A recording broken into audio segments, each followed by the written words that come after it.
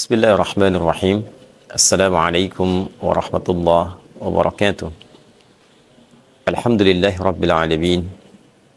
Wassalatu wassalamu ala rasulillahil karim wa ala alihi wa sahbihi wa dhurriyyatihi wa ummatihi ila yaumiddin wa ba'd.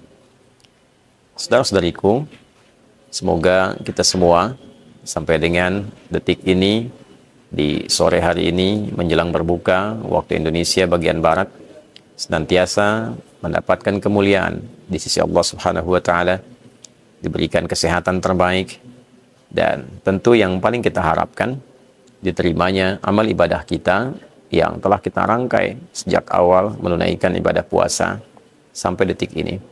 Insyaallah, amin ya rabbal alamin.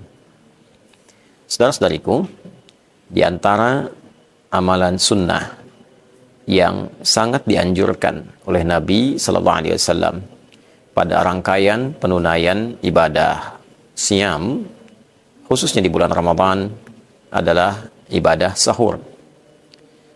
Sahur terambil dari akar kata 3 huruf sin, ha, dan ra. Pada mulanya akar kata ini sin, ha, dan ra menunjuk pada waktu singkat menjelang datangnya fajar. Bila kita kalkulasikan saat ini fajar, misalnya jam 4.43 waktu Indonesia bagian barat di Banten misalnya, maka setidaknya kita ambil 15 sampai 30 menit kurang lebih. Jadi 4.15 hitungan kasarnya, dimulai waktu sahar sampai tiba fajar 4.43. Itulah sahar. Jamaknya disebut dengan ashar. Saharun jamaknya asharun.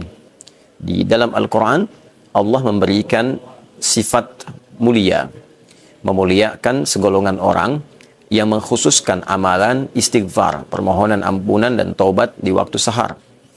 Dicontohkan di Quran surah ke-51 misalnya, surah Adz-Dzariyat di ayat ke-18. Wabil ashari hum yastaghfirun. Ada segolongan orang takwa yang memiliki amalan spesial. Setelah ia tahajud, sebelum tiba waktu fajar, di waktu sahar, ia menyibukkan diri dengan banyak beristighfar kepada Allah Subhanahu wa taala.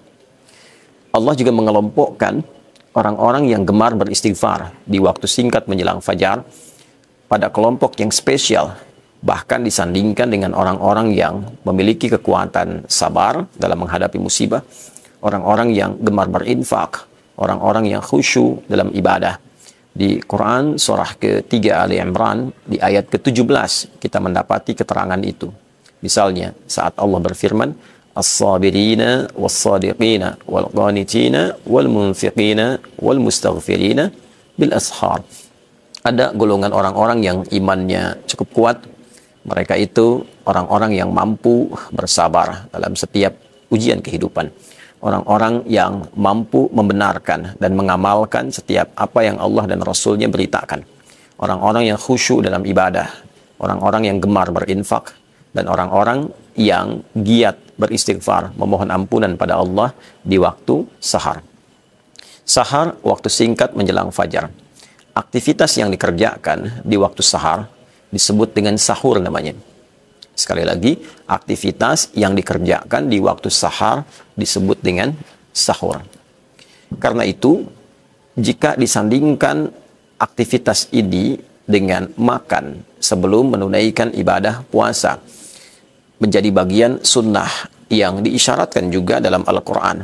Misal di surah Al-Baqarah ayat 187 di penghujung ayatnya, jika kita mengambil keumuman maknanya, wa kulu washrabu hatta yatabayyana lakumul khaytul abyadu minal khaytil aswadi minal fajr. Makan dan minumlah engkau, dipersilahkan senyamannya sampai tibalah waktu fajar itu muncul, ditandai dengan benang putih yang membelah kegelapan malam. Ini satu kata kiasan seperti cahaya yang membelah fajar shadiq yang menghilangkan kegelapan malam, menandai bahwa malam telah dibelah, hilang malam, muncul kemudian fajar. Makan dan minum senyamannya. Sekalipun ayat ini diturunkan untuk juga memberikan satu perbedaan dari kebiasaan orang-orang ahli kitab yang dahulu umumnya mereka puasa tidak makan sahur terlebih dahulu, atau juga sebagian dari kalangan ahli kitab yang mereka menunaikan puasa sampai dengan malam harinya, sehingga sahabat banyak berdiskusi apakah puasa Ramadan ini sama seperti orang-orang terdahulu. Maka Allah menurunkan ayat ini untuk memberikan penguat bahwa puasa cukup ditunaikan dari fajar sampai dengan maghrib. Adapun ba'da maghrib silahkan makan, minum senyamannya sampai menjelang fajar. Di antara aktivitas makan, minum menjelang fajar itulah yang disebut dengan sahur. Anda boleh makan ba'da maghrib, Anda boleh makan ba'da isya, tapi kalau Anda makan, minum menjelang fajar di waktu sahar, maka itu disebut dengan sahur. Dalam sahur, Nabi SAW memberikan satu keistimewaan yang sekaligus menjadi rahasia bagi amalan istimewa ini. Penjelasan itu diantaranya didokumentasikan oleh Al-Imam Al-Bukhari dalam kitab sahih beliau dalam topik As-Siyam. Terdapat 97 topik dalam sahih Al-Bukhari. Di topik Kitab As-Siyam, topik tentang puasa, nomor hadis 1923 dari sahabat Anas bin Malik radhiyallahu taala anhu dari Nabi sallallahu alaihi wasallam. Beliau bersabda, "Tasahharu fa inna fis sahuri barakah." Tasahharu, makan sahurlah kalian. Makanlah kalian di waktu sahar sebelum kalian menunaikan puasa. Demikian penjelasan sabda Nabi sallallahu alaihi wasallam. Fa inna fis sahuri barakah. Kenapa ya Rasulullah? Maka sungguh aku tegaskan, kata Nabi, makan di waktu sahar itu mengandung keberkahan. Nah, ini rahasianya. Jadi ada keberkahan yang didapatkan pada aktivitas makan di waktu sahar menjelang berpuasa. Umumnya orang mendapati waktu ini waktu paling nyaman untuk beristirahat, tidur, menunggu datangnya fajar. Tapi Nabi memotivasi kita untuk bangun, makan dulu sebelum tunaikan puasa di waktu fajar. Kenapa? Ada keberkahan di dalamnya. Saudara, apa itu berkah? Dalam bahasa Arab, berkah itu setidaknya dipahami dengan ziyadatul khair wastimraruhu.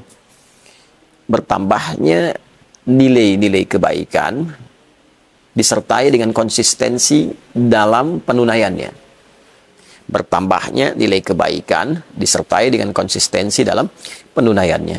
Jadi ternyata dalam sahur itu ada kebaikan. Dan kebaikan itu cenderung konsisten untuk dikerjakan. Para ulama meriset apa kiranya yang dimaksud dengan kebaikan yang muncul dalam waktu sahur pada aktivitas makan ini. Maka sebagian mereka berkata, dari sudut pandang fisikal, makan di waktu sahar bermanfaat pada keadaan fisik untuk menguatkan kita dalam menunaikan puasa, menahan lapar, haus, dan sejenisnya. Dibandingkan dengan makan jam 8 malam, jam 10 malam, atau jam 2 malam yang saat itu dilakukan, sah. Tidak menjadi masalah. Namun ketika itu dikerjakan, lalu lantas beristirahat. Ya, kita beristirahat, menunggu fajar sampai dengan maghrib tiba, durasi menahan lapar dan haus terasa lebih panjang. Dibandingkan dengan kita makan, minum, menyiapkan diri menjelang fajar, dekat ke waktu fajar. Sehingga durasi kita menahan lapar, haus saat berpuasa semakin pendek dan olahan dari makanan minum itu menjadi energi semakin optimal untuk dialirkan pada bagian tubuh kita. Itu riset ulama yang pertama terkait dengan keberkahan makan di waktu sahar. Yang kedua, ada yang meriset juga secara maknawi, menunjuk pada keberhasilan seseorang menunaikan sunnah Nabi ini. Ya, salah satunya adalah suksesnya makan di waktu sahar. Yang kita sebut dengan makan sahur itu, tatkala makanan itu dan minuman itu menjadi energi, menjadi tenaga yang disupport-kan pada bagian tubuh kita untuk meningkatkan kebaikan yang konsisten saat menjalani ibadah puasa. Nah, ini sangat dalam sekali, sangat dalam sekali.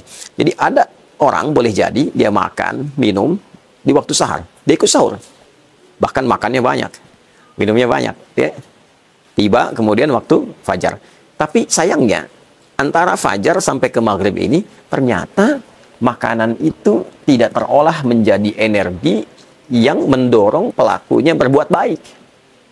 Ya, baca Qur'annya minimalis, sholat sunnahnya minim, ya, sedekahnya minim, misal. Ya. Maka ini menunjukkan dan memberikan kesan bahwa makan di waktu sahurnya itu hanya memberi manfaat bagi fisiknya, tapi berkurang dari segi keberkahannya. Sebaliknya, jika makan itu benar, yang dimakan halal, kan?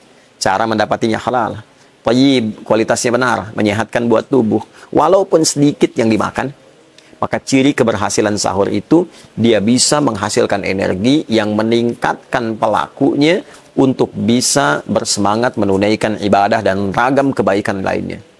Ya, dia makan, dia sertai dengan istighfar.